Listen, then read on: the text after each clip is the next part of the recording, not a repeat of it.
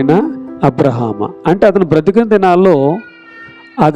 దినాల్లో దేవుడు ఎలాంటి వాడు అతనికి తెలుసు. ఆయన ప్రేమ గల దేవుడు అని తెలుసు, ఆయన జాలి గల దేవుడు అని తెలుసు, ఆయన సహాయం చేసే దేవుడు అని తెలుసు, ఆయన విడిచిపెట్టే దేవుడు కాదని తెలుసుండి మరి పాతాళానికి ఎందుకు పోయాడు అంటే దేవుని గురించి, ఆయన ప్రేమ గురించి తెలుసుకున్నాడు, ఆయన జాలి గురించి తెలుసుకున్నాడు, ఆయన కాపాడే దేవుడు అని తెలుసుకున్నాడు. కానీ ఎందుకు పాతాళం పోయాడంటే సాతానుడు ఏం చూపించాడంటే దేవుని ప్రేమను చూడలేకపోయాడు. కానీ ఏం చూశాడు?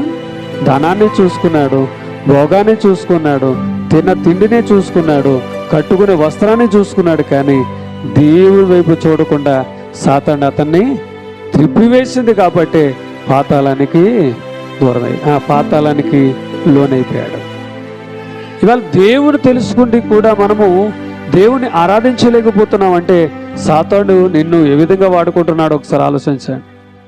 సాతాను నిన్ను ఏ విధంగా వాడుకోవడానికి ఇష్టపడుతున్నారు. మనం ప్రార్థన చేయడం వచ్చు, ప్రార్థన చేయలేకపోతున్నాం.